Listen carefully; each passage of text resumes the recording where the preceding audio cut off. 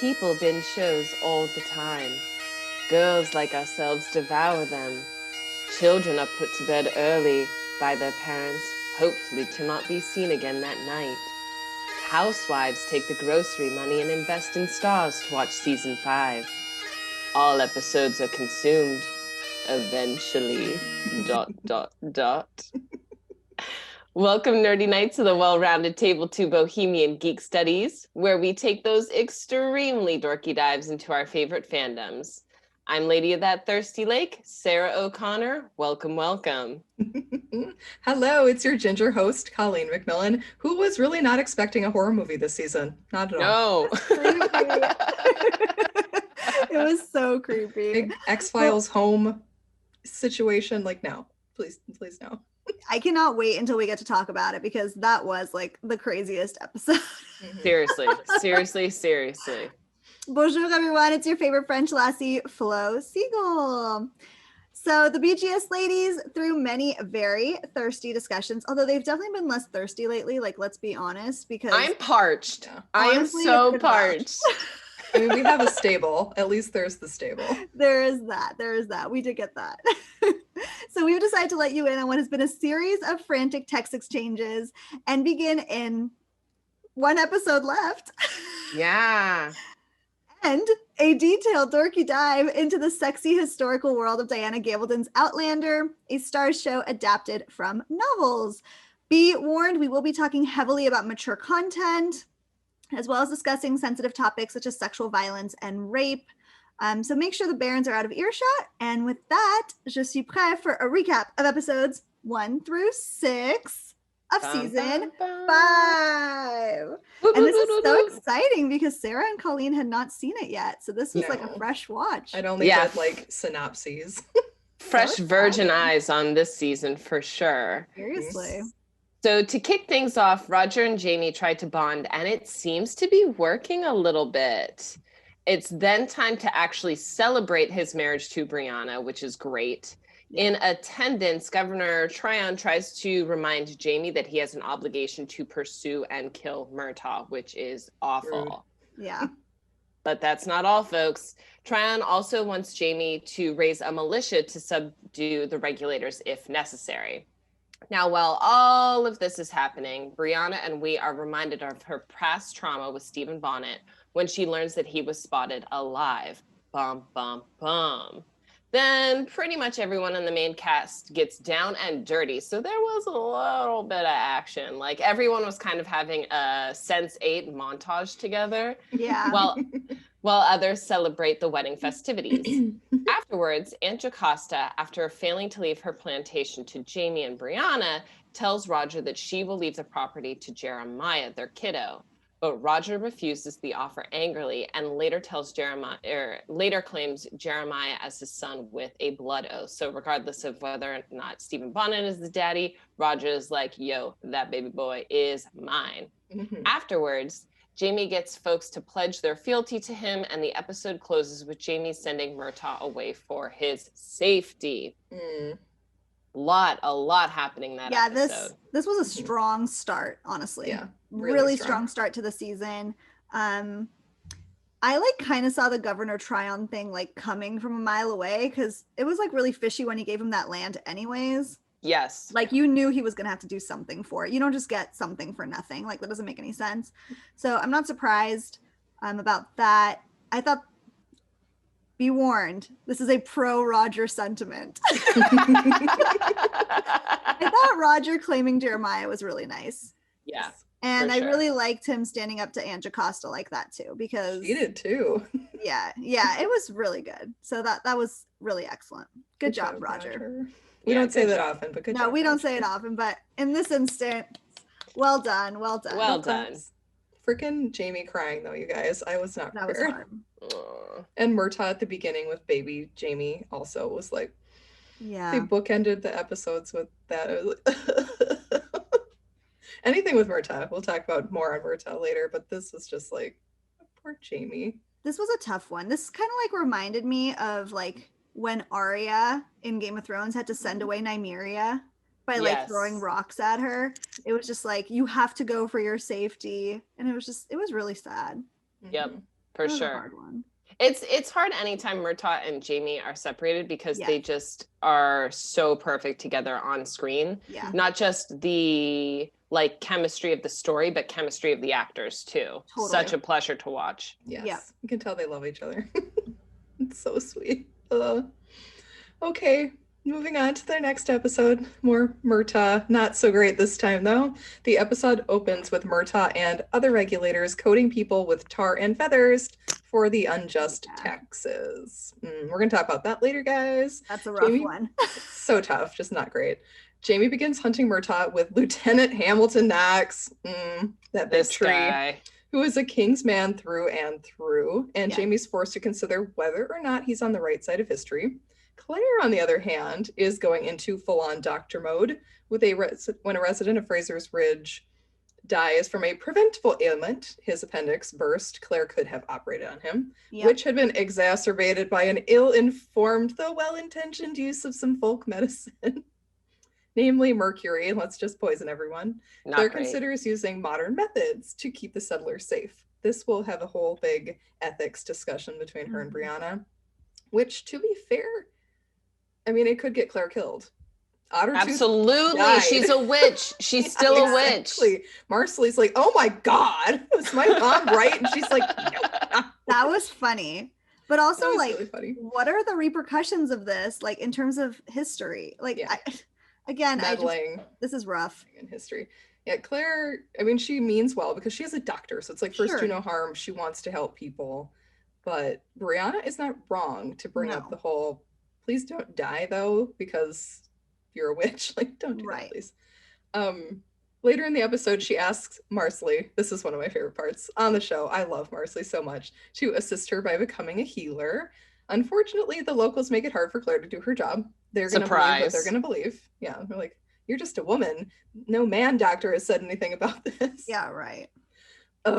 So when Jamie and Lieutenant Knox question some Highlander regulators about the tarring and feathering situation, Knox kills one of them because he's pretending to be Murtagh and is being shirty and spits at him, which not great to kill someone for spitting on you, but there we are.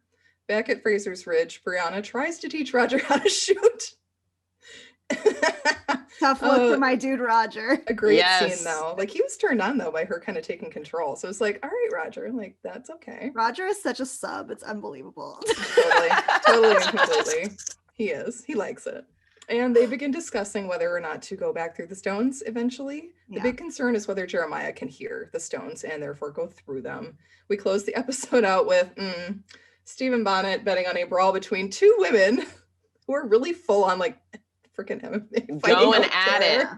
And then he stabs a guy like the bridge of the nose, like almost into his eyes, which was really not great. Also, I looked away. Cheat. As far as I knew, he was stabbed in the eye. I totally looked away. Like, got him right in the bridge, and it looked like he was about ready to go through, but the bone kind of No. Not great, Stephen.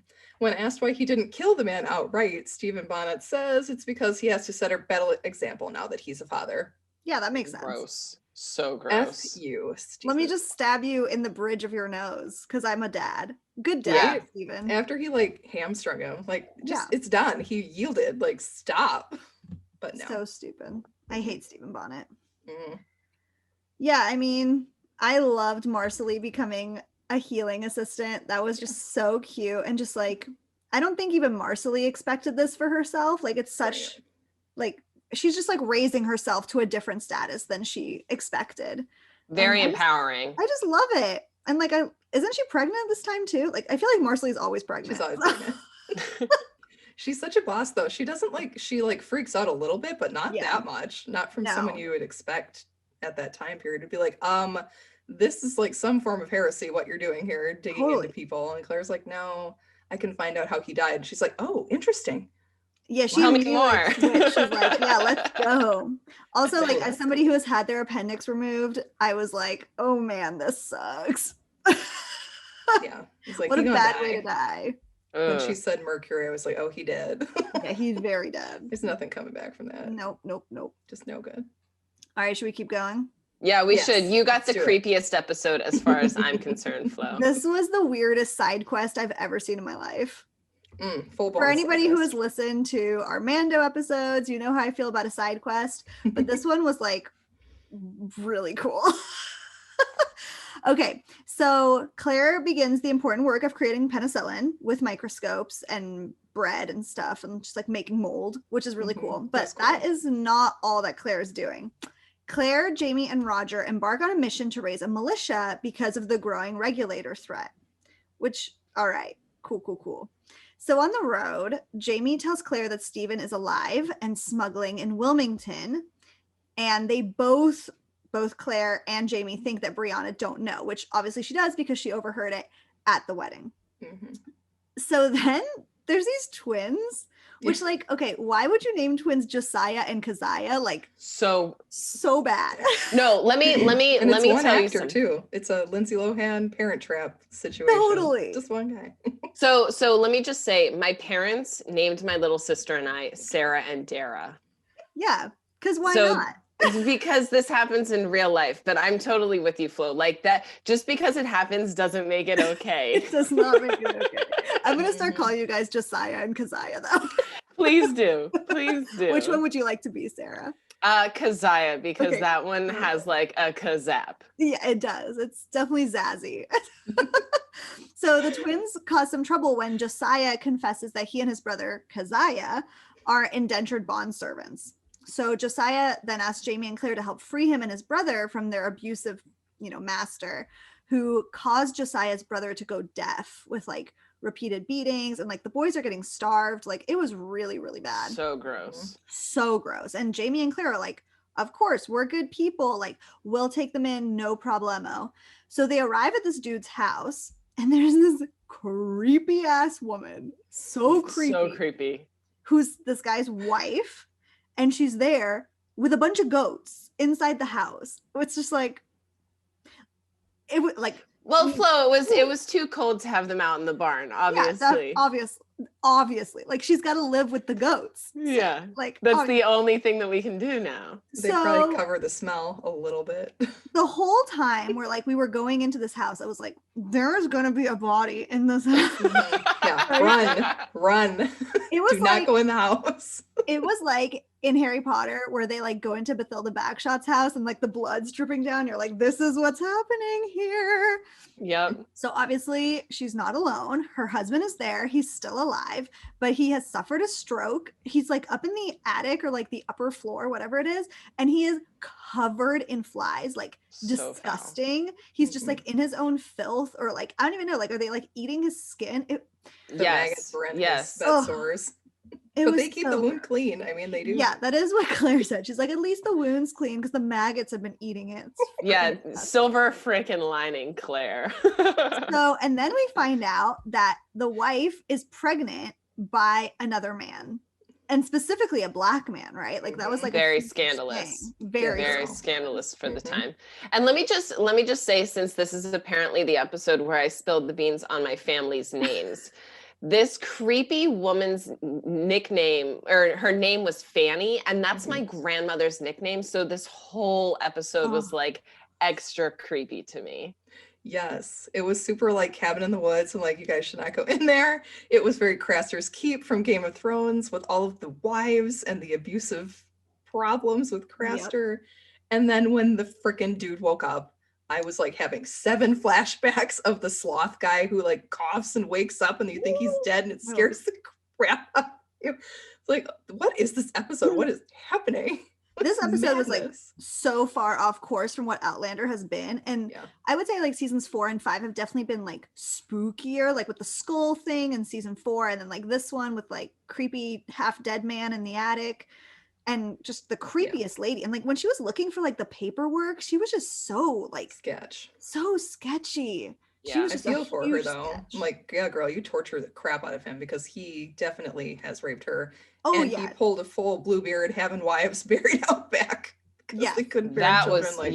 Creepy. Yes. No, he was nothing was good about this place. Just a horrible dude. Very Craster. You're absolutely right. Such a bad dude, and like you hate him, but it's also like, you've been tortured. Girl, just kill him outright. Yeah, right. Like he doesn't need to be rotting in your attic. That's freaking disgusting. I will say all of this was super unbelievable, but maybe one of the most unbelievable things was the fact that Fanny was able to ride away on a horse. How did she do that? Like right after giving birth, how did you get on a horse and ride away? I call false. I call fake news. I mean, she literally like has this baby in the middle of the night, right? Like no meds, no nothing. And then like they wake up the next morning and she's just peaced out, left the baby, like, okay, bye. Miraculously found all the paperwork. There's no way. It was right there the whole time. She filed her reports before leaving. Yeah. She had the baby, then she put her papers in order. She like got the horse saddled. It was really casual. Well, at the end of this episode, Jamie ends up putting creepy dude out of his misery, which, you know, was good. And I thought this was actually like really well done, where like you just heard the shot and like you knew what Jamie did. Yes, I did not need to see any more and anything more. No.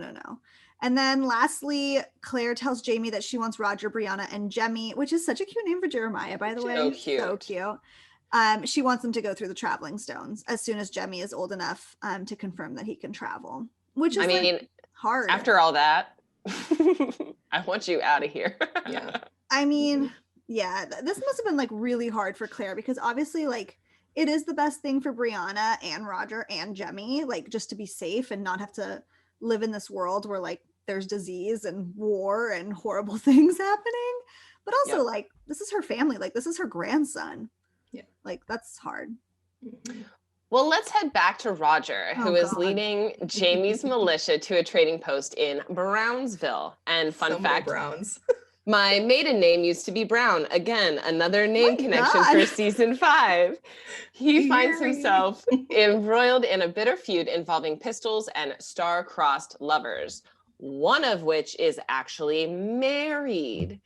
Claire and Jamie travel to Brownsville with the little Beardsley baby, who they feed goat's milk, which is super cute. So cute. And Jamie and Claire arrive just in time to discover that Roger's unusual strategy to help handle the feud might have cost Jamie and Claire the militia's loyalty. Additionally, a good idea, like peacemaker idea, creative.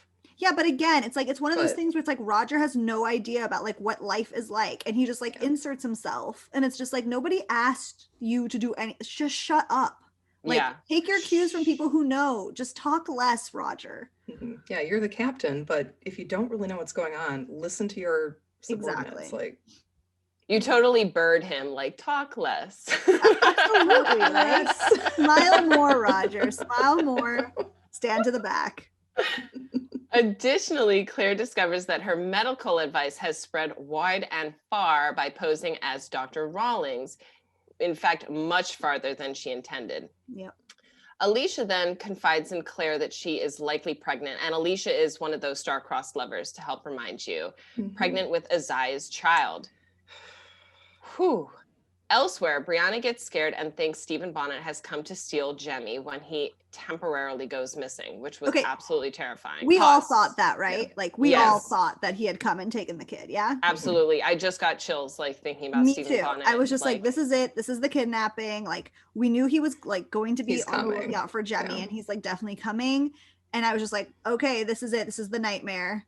Claire then determines that she needs to return home to make penicillin because Kezzy, one of the twins, also has problems with his tonsils. Both of these boys have bad tonsils. Word. I feel you, boys. Jamie then helps the star-crossed lovers leave Brownsville undetected. Wonderful. It was so rough when she tried to kill herself. I was like, no. Yeah, I just left that out of the summary totally because it was just like too much. Yeah, I mean, kind of like Roger in this instance though, like why is Jamie inserting himself into other people's issues all the time? Good question. He's a hero for sure, and like obviously we like need him to be doing stuff just for the show, but like it's okay to ride away, bud. Like it's okay to just like let people deal with their own shit sometimes. Yep. Especially something so embroiled, and especially when one of the parties is married. I was a little bit surprised that they weren't a little bit more concerned about the man's vows and forsaking vows, because Jamie always seemed like I mean, as Roger points out, I made a vow to Jamie. Jamie cares about vows. So that was a little bit surprising to me. it just felt like this was such like a big family situation. It's like, you don't need to insert yourself into this family's problems. Like your family has their own problems, dude. Right. You especially don't have to free all of their horses. Like, now what are they going to do? I know, what was that? Chase them. They're chasing horses. That part was pretty cool, though, seeing the horses just like, bam. Just yeah. I don't know. To me, the scariest part of this episode was definitely thinking that Jemmy was taken. Yes. That was yes. really bad. More horror elements coming into the show. But I did feel really good about all of those women being willing to take care of that little baby. Yes. Like, that was adorable. They didn't even care. They didn't care at all. They were just like, sure, mixed race baby in a really tough time. Yeah, for sure. I'll take care of it. And it was just like, that's awesome. That was really cool. Yep. Like, she cute, mine. I keep it. It's perfect. All right. And next we get, ta-da, Claire discovering penicillin. Woohoo! Yay! Good job, Claire. Wild. But then we get to go back to the 70s and spend time with Claire and Brianna, discussing how penicillin can sometimes kill a patient in rare circumstances, even if the test comes back negative. Foreboding much, maybe?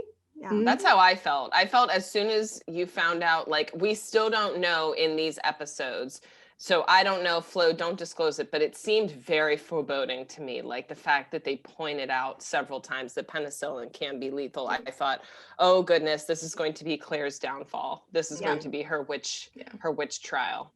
Because even that she is a doctor, she's still not a scientist who knows how to do it in theory, but like making penicillin is a big freaking deal. She's not freaking Pfizer, right? Like, she's not supposed to be making vaccines. Like, right. Here she is just like, oh, look, some mold. I just made a vaccine. Or like, whatever. I felt like it was a waste of delicious looking bread. Like, I'm very proud of her. So much, but that bread looked so delicious. Her housekeeper was like, she's gone crazy. I'm gonna leave now. I just thought it was like kind of annoying that she's just like, I made penicillin, like I've discovered it. And it's like, no, you didn't. Like, you already knew about it. And then you just like recreated it. And now like the history books are going to be rewritten. Like, I'm pissed. Luckily, she doesn't tell too many people about it.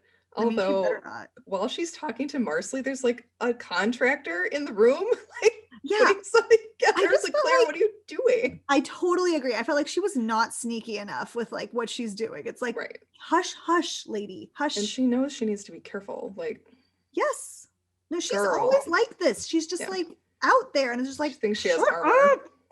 Whispering all her secrets. Totally. So meanwhile, Jamie and his militia arrive at Hillsborough to learn that Governor Tryon has proposed a rather unorthodox solution, hardening all of the regulators to deal with the threat posed by them and to resolve the growing political conflict. Like, this actually was a good idea, even though he's a dick. Like, it is a good idea to do this. It was. Back at Fraser's Bridge, Roger confronts Brianna about Stephen Bonnet when he discovers the black diamond that Bonnet gave to Brianna. And Brianna confides that Bonnet is still, allegedly alive. People have seen him, but she hasn't seen him. But we trust John Gray. John Gray can do no wrong. With our lives. Everyone's lives. And more. Everyone's lives. John Gray is on it. They do agree to use the diamond to return home with Jemmy when he's old enough to discover if he can. And then this part also is like, dang, another polar opposite from his John Gray chess games. Like, this got icy real fast. Jamie takes drastic action and kills Hamilton Knox and starts a fire so that it kind of masks what happened to Knox when his relationship to Murtagh is at risk of being revealed. Like, I know he had to do it. He tried to talk Knox down, but it was not going to work. Like, no. This guy he has some higher ideals, but he's also a company man. Like, he's not gonna budge. Finally, this part was cute though. Jamie brings home a kitten. Yeah, that was for Claire. It's so cute, you guys. So what a names him Adzo. It was so cuddly. My issue with this episode kind of was in contrast with the last episode. Like, I'm just struggling to see like where Jamie is at this point, because like last episode he's like trying to be this hero and like saving people and whatever and like preventing them from killing themselves. And then in this episode he kills somebody and then becomes an arsonist to cover up his murder. Right. Right. Well, I guess it's all to save Murtagh and himself. So I get that. But like, why? Here's my overarching question. Why hasn't Claire, unless I've missed it, and if I've missed it, why isn't it drilled home more? Why hasn't Claire been like, yo, you are on the wrong side of history. Let's figure out how to flip the script, because like, spoiler alert, the crown does not, like, this is not how this ends here in the United States. Right. Well, I mean, I think the original mistake was that they took the land. Yeah. True. Right. Like they were like kind of stuck between a rock and a hard place. Like they should have just stayed in Wilmington and like made some money like the regular way by like Jamie doing a trade or like he's got a lot of trades that he knows how to do. Taking over Jocasta's plantation. Right. And right. They had a lot of options when you can take over. Like exactly. So their problem was taking all that land, and now he's just stuck. Like he's being blackmailed basically. Right. But yeah, I mean, Claire should have been like, whatever you do, do not get in with like the loyalists and the British. Like, don't do that. Yeah, she did tell him it was going to be free. Like America's going to be free. There's George Washington, but she didn't push hard enough. She didn't push hard enough. And like, she just is so wishy-washy with like how she treats the past and the future. It's like, let me make penicillin, but also let me just not tell you about this war that much. That like, we know a lot about, like. A lot. Come on. Especially with Brianna there. Like Brianna's a history person. Yes. Yeah. Right. I think season 6 is going to be heavily this. When does season 6 come out? Do we know? I don't think we've got a date for it, but I know they've like been filming. I think obviously it was postponed with COVID. So right. Like everything else. Right. Claire hasn't found a solution to cure that yet. No, she hasn't cured COVID with bread yet. Not yet. Just give her some time. Not yet. All right. So our final episode of today, it actually opens up to a scene around when the Scots lose the Battle of Culloden, which like brings us way back, right? Like, oh man. And Jocasta, actually, and her first husband, Hector, and their daughter, Morna, who are fleeing to America. They're like in this old-timey stagecoach thing, and it's really beautiful. So they're stopped by redcoats who discover Jacobite gold, which honestly, like not that well hidden. No. I don't know. It was just like, you could have tried a little bit harder. Let me just bend over and spot it. Oh, there it is. Exactly. So a skirmish occurs during which Hector, who's Jocasta's husband, accidentally kills their daughter while killing redcoats. Very, very tragic. That was really hard. And like Jocasta's anguish was like palpable. That was very powerful. Yes. Next up, back on Fraser's Ridge, there's a plague of locusts. Because of course there are. Because of course there is. Why would you think there wouldn't be? And it comes through, and Roger has his leadership skills questioned. Yeah, fair. I would question them too. Fair. Very, very fair, because he's a loser. Meanwhile, Jocasta's wedding is happening, which is like cool, fancy, really fancy. Super posh. That was like real nice. Jamie learns Tryon's true motivation for ending the regulator threat, which is getting our dude Murtagh, and a man by the name of Philip Wiley, who like is annoying. Like, what a freaking simp too. He accosts Claire and he thinks that Claire is like hitting on him, which she's not at all. She's like trying to run away. She's like, this guy's a big F-boy. Big F-boy energy. And just like, he's gross. Like, he's all like powdered and like disgusting. That's not cool anymore, dude. No, yes. So that's so season 2 in France, bro. Oh, I missed that season. I know, such a good one.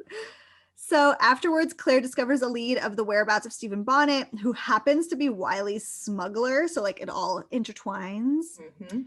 But the price for information is far, far higher than she anticipates, and he wants Frank's ring, which, like, that's really hard for her. Yep. Heartbroken that Jamie would gamble with the ring, she gives Jamie both rings and a heaping pile of resentment, which was yikes. Jamie, you might as well take this one too, because I won't need it anymore. Like, oh, fuck. Yeah, I mean, but good on her. Like, honestly, he should not be gambling with that. Absolutely. So, not yours to be gambling with. Absolutely. Luckily for everybody, Jamie ultimately wins, and Claire and Jamie have some really angry makeup sex, which I'm sure we're going to talk about in a little bit. And speaking of very spicy love, who shows up to Jocasta's plantation? It's our main guy, Murtagh. So hot, guys. And we don't know how he snuck in, but he did. And we're very glad he did. He asked Jocasta to wait for him, which was really, like, this was really romantic. This was really nice. But ultimately, Jocasta, who, like, honestly has her head on, screwed on really straight. And, like, she knows, like, there's not that much she can do at this point. Right. She decides to marry Duncan Innis because she just wants peace and just, like, she's old. Like, she just wants to be. And finally, at the end of the episode, we find out that my favorite man, Roger, he does end up saving Frasier's Ridge from a literal plague of locusts with his smoke in the cans plan, which honestly, like, cinematographically speaking, was really nice to look at. Very walk in the clouds. Yeah, was really cool. Kind of like Little House on the Prairie with, like, them, like, arms around each other looking at their fields. I don't know. It was pretty good. Should we talk about Wiley? Everything. Yeah, let's talk about everything. When his fake mole falls off, you guys. Amazing. So good. So good. Yes. What a subtle detail that, like, leaves the viewer truly satisfied. It was amazing. Loved it. Loved it. And I mean, like, who doesn't love, like, rough stable sex? That was, I love it. I was not happy with Jamie when he said, "After all, you are just a woman." I was like, no. But, like, do you think he meant that? I think he meant to make her feel bad. I think he meant to hurt her a little bit in that scenario because he's fighting back. I think that was just, like, Claire's degradation kink. Tongue in cheek, you think? I think he meant to say it for sure. I definitely think he meant to say it, but, like, I think she kind of likes it. He does do that little deprecation stuff. He does provoke her to get a little feisty. He likes to get a rise out of her. She's like, But I mean, it turned out great for the viewer. We all loved it. I was like, damn, get after it, you two. That's just fine.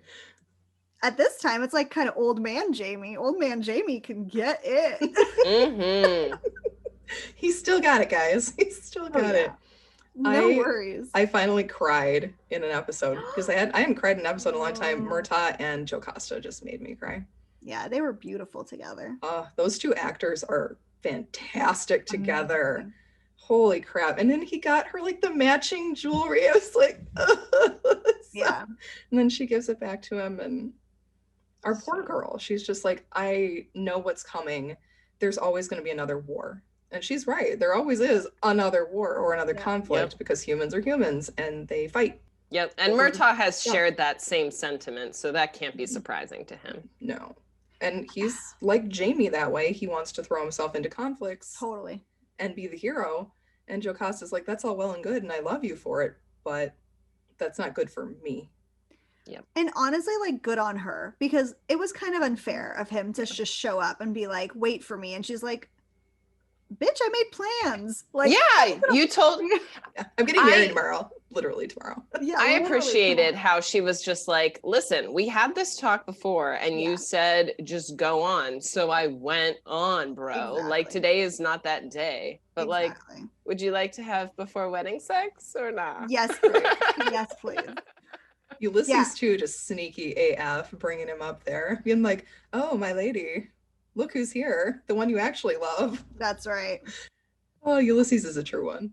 I don't know. It was really good. This was a good episode. Yep. The I shine not burn thing too. I love the Mackenzie motto. It's really so cool. Good. It is so good. I need to get that, like, put on everything I own. Yes. It's honestly, it's such a good one. I shine not burn. That story too that the dad told them, like, the Mackenzies could go straight to hell and we still wouldn't burn. I'm like, I love that. Get it. Amazing. Well, why don't we move on to things that we should have watched and listened for, so things that viewers might not have picked up that we want to pick up now. Sure. Yes. This piqued my interest immediately because I'm a big musical theater person.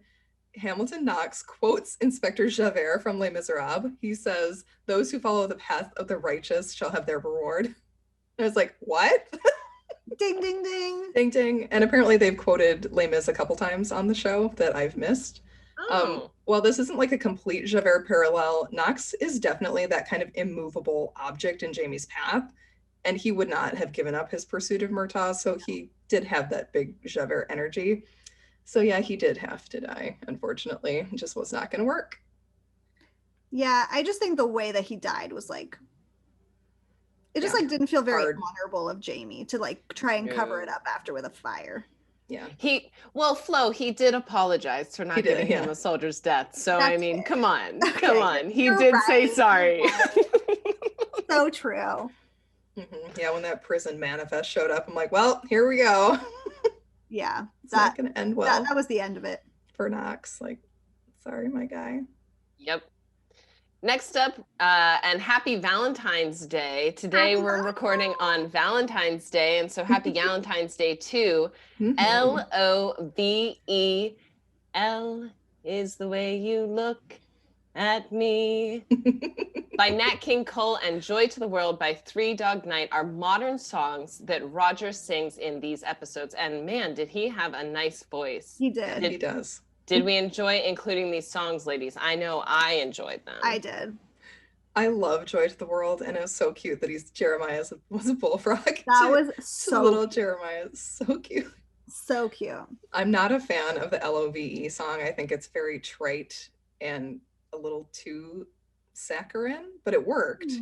Ooh, look at those! Look at these big words. Yeah, You're just like, ooh. Hashtag loquacious SAT prep. I like LOVE, just because it reminds me of The Parent Trap. Again, more Parent Traps, which is like my favorite. So I liked it, but yeah, the Jeremiah was a bullfrog line. Like I was just like, that is so cute. That is so cute. Perfect. Oh, and this one, here we go. Locusts, you guys. Roger references a story his father read to him about locust swarms being deterred by smoke. He doesn't say exactly what story it was. The only thing I could think about was John Steinbeck's Grapes of Wrath, which is a novel about settlers during the Great Depression and the Dust Bowl. And that is some heavy reading for a child. How old, Roger, were you when your dad was reading you this? Because that's insane. And then, of course, in theology, locusts were the 8th plague visited upon Egypt during the Ten Commandments story. They're really high up on the list of plagues because they are incredibly destructive. These things would have decimated every crop they hit. That huge swarm of them coming was like, holy crap. Yeah. Well, they covered the sun. Made everything dark. So pretty spooky. Yes. Should we talk about Duncan Innis? Yes, please. This poor dude. He's just like a really poor sap in the show. But in the books, Duncan and Jocasta marry, and he's a completely different character because Murtagh is dead. So in the books, anyway, so like it had to be completely different. So Duncan was actually in Ardsmuir prison with Jamie, and he traveled to America with Jamie and Claire. So like he's a lot more in the story. Yeah. Not just showing up at a wedding out of the blue. Yeah, he's not just like, oh, marrying you, cool. And he and Jocasta actually have an interesting marriage where both of them have relationships with slaves, Jocasta with Ulysses and Duncan with Phaedra, who is a G, by the way. Love Phaedra. I love her too. Fabulous. But like weird marriage dynamic going on in the Innis household. I mean, was it a marriage for love though?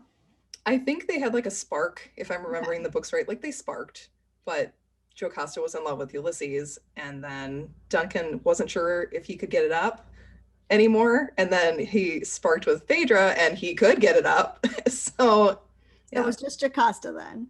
So what you're saying is they're swingers. Yes. I mean, hey, go for it, guys. It's an open marriage. Yep. Get after it. How modern. Yeah, very modern for the times. Very true, Flo. Very true. I like it. And speaking of modern, why don't we talk a little bit now about how historically accurate Outlander is or was? We actually had a lot more for these episodes, like to look up stuff on. The fiery cross that Jamie uses is also called a bidding stick, is an actual historical concept. It was used in Scotland to rally clan members to a cause, much like Jamie does in that first episode of the season. It was used widely during the Jacobite uprising, one of the earlier ones in 1715, and by Canadian Scottish settlers during the War of 1812. So it was used. Basically, this is like the beacons are lit situation. Clan Fraser calls for aid. Like, so everybody come. Yeah, it was very cool. And it was like the Celtic cross, which I always love to see. Yeah, it was very cool. So now we're moving on to something a little bit grosser. At least it was depicted really grossly in the show. And that is tarring and feathering. Bum, bum, bum. According to Wikipedia, tarring and feathering was a form of public torture and punishment used to enforce unofficial justice or revenge. It was used in feudal Europe and its colonies and in the early modern period, as well as the early American frontier. Obviously, that's what's happening here. Ta-da! Mostly as a type of mob vengeance. Again, exactly what's happening here. The victim would be stripped naked or stripped to the waist. Wood tar, sometimes hot, which is what it was here, was either poured or painted onto the person while they were immobilized. Then the victim either had feathers thrown on them or was rolled around on a pile of feathers so that it stuck to the tar. So gross to me, so really gross. And this could kill people from the shock, especially if it was hot. Hot tar. I was not a fan of Murtagh using this kind of torture. I understood why he did. Like, there's very little chance that these men would receive any sort of punishment for their crimes and like lack of humanity, basically, because they were from the upper societal levels. And men like Murtagh knew that. And they knew that they would never be heard by men like this. So they take drastic measures. Still, really tough look for the regulators and Murtagh. There's an episode of John Adams, the HBO series, where they tar and feather a guy, and it is awful, like way worse than this. Wow. Just so bad. And you always hear about it, and like they make fun of it sometimes in cartoons where the person's like covered in tar and then has feathers on them, but I'm really struggling with like Murtagh being okay with torture when like he knows tortured. Jamie was tortured. Like he understands torture. Like he was at Ardsmuir.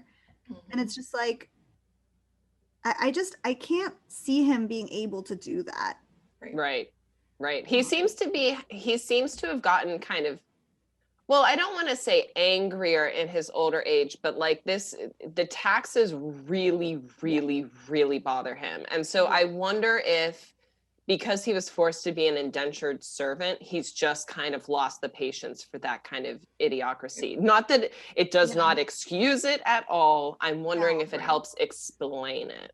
Yes, you might for be sure. Right. Well, and Tryon is using taxes to build a freaking house. 100%. Right. No, if they were being used for something right and good, then Murtagh probably would be like, fine, but they're not.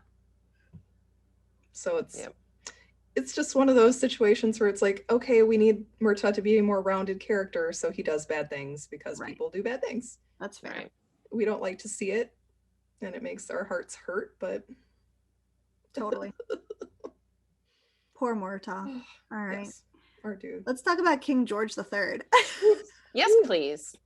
So the question is, was King George III poisoned by his physician? Mon Dieu. I added that flow. It's like, oh my. I love a little drama. So George is often called the Mad King because of his rapidly declining psychological behavior as he got older. Besides having episodes of incoherence, babbling, and aggressive behavior, George also had debilitating physical symptoms. So there is a popular theory that he had porphyria. Porphyria, something. Porphyria, which like obviously we're doctors, we know what that is, but obviously. Doctor, so we're going to explain it to you. It's a blood disease where red blood cells and tissues don't develop correctly, and the disease symptoms do match George's, but we will never really know. But it's an interesting question, like what was actually wrong with George? Yep. Going further on him, Claire overhears two ladies talking about how the king uses Dr. James's fever powder, which contained, of course it did, toxic, how do you say this, antimony and phosphate of lime. In the early 2000s, scientists tested a sample of George's hair and found elevated levels of lead and arsenic. So I wonder if that did it. One medication George took contained arsenic, which would have made his condition much worse. Claire really needs to work harder on that medical advice. Yeah. Get that going. Like, really, they're poisoning themselves. The physician honestly, at this time, like, just don't take anything. Like, you need to just drink water. Yeah. And pray to God that, like, you don't die. Right. The honey on the burn was a good idea. Yeah. One good idea that we have. Everything else, like, please don't, Lord, don't do that. Horrible. Yep. And so speaking about all that bad medicine, remember to wear your masks, folks. Yes. And that, I think, is where we'll leave it for today. Thank you so much for being with us, and come back next time when we actually finish Wild, exploring Outlander season 5, and conclude our Outlander coverage, at least for now, because season 6 is coming. And expect an announcement on upcoming projects next week. Remember, isn't that wild? Isn't that wild? So wild. That's crazy. In the meantime, you can enjoy us in our podcast or YouTube format. Either way, please subscribe and leave us those 5-star reviews, because honestly, folks, like, we don't advertise for our show. This is all of us doing hustle all by ourselves. So please share in that hustle. Check out our website at bohemiangeekstudies.com, where you can watch all of our episodes, enjoy Colleen's Book Corner, where she's reviewing Star Wars literature, and contact us via email and social media to let us know, hey, what would you like us to cover? Or what have we covered that you have an interesting theory on? And as I said, keep telling nerdy knights to join us, because it really does help. Until next time, make sure all those locusts are gone for good, and keep those episodes streaming. Woo! Bye, everyone. Bye. Bye. Don't take any arsenic. See you later. Yeah, please don't.